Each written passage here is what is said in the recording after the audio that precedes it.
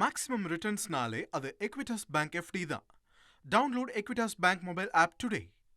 அதிமுகவின் தேர்தல் தோல்விக்கு எடப்பாடி பழனிசாமியே காரணம் அப்படின்னு சொல்லிட்டு முன்னாள் அமைச்சர் சிவி சண்முகம் மீண்டும் திட்டவட்டமாக பேசியிருக்காரு.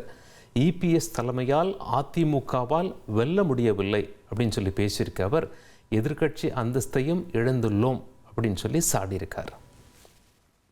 இன்றைக்கு 26 எதிர்க்கட்சி அந்தஸ்தையும் இழந்து இன்றைக்கு 47 இடங்களிலே வெற்றி பெற்றிருக்கிறது.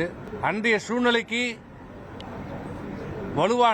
வலிமையான தலைமை வேண்டும் என்ற ஒரு எண்ணத்திலே இவரை அன்றைக்கு கழகத்தினுடைய பொதுச் செயலாளராக நாங்கள் எல்லோரும் சேர்ந்து அவரை தேர்வு செய்தோம். ஆனால் அவர் பொறுப்பேற்றதிலிருந்து இன்று வரை ஒரு சட்டமன்ற தேர்தலிலும் நாடாளுமன்ற தேர்தலிலும் உள்ளாட்சி தேர்தல் எதிலுமே வெற்றி பெற முடியவில்லை. அதே போல சிவி சண்முகம் என்ன சொல்றாரு அப்படின்னா, ஜெயிச்சுட்டாங்க அப்படின்னா அதுக்கு இபிஎஸ் தான் காரணம், ஒருவேளை தோத்துட்டாங்க அப்படின்னா அதுக்கு மாவட்ட செயலாளர்கள் காரணமா அப்படிங்கிற ஒரு கேள்வியை முன் வச்சிருக்காரு.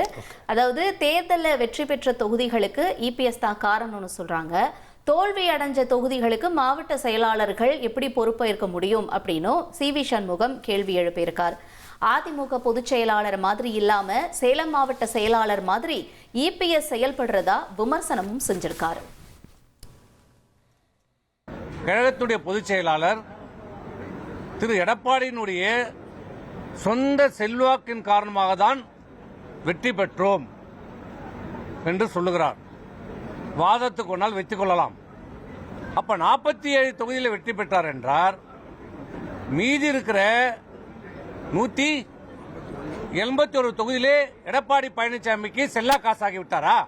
47 தொகுதியிலே அவருக்கு செல்வாக்கு என்றால் ஏன் சேலம் தொகுதியிலே அவர் பொதுச் செயலாளராக செயல்பட்டதை விட என்பது சொல்வதை விட சேலம் மாவட்ட செயலாளராக தான் இதுவரைக்கும் செயல்பட்டுக் கொண்டிருக்கிறார்.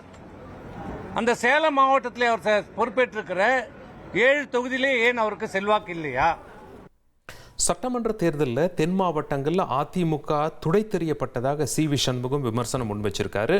டெல்டாவிலும் படுதோல்வி அடைந்த நிலையில் தன் மீதான தவறை மறைக்க இபிஎஸ் எங்கள் மீது பழி போடுகிறார் என்றும் காட்டமாக பேசியிருக்கார். தென் மாவட்டத்திலே முழுக்க கன்னியாகுமரி, திருநெல்வேலி, தென்காசி, தேனி, விருதுநகர், மதுரை, ராமநாதபுரம், சிவகங்கை இதில் வெற்றி பெற்றது எத்தனை? கன்னியாகுமரி 1, அம்மா சமுத்திரம் 2, சங்கரன் கோயில் 1, 3 தான். அப்ப தமிழ்நாட்டில் தென் மாவட்டத்தில் 0, டெல்டா மாவட்டத்தில் தொடை தெரியப்பட்டிருக்கிறது. சென்னை, காஞ்சிபுரம், திருவள்ளூர் மாவட்டத்திலே அனைத்து இந்திய அண்ணா திராவிட முன்னேற்ற கழகம் முழுமையாக தோல்வியடைந்திருக்கிறது. மேக்ஸிமம் ரிட்டர்ன்ஸ்னாலே அது எக்விட்டாஸ் பேங்க் எஃப்டி தான்.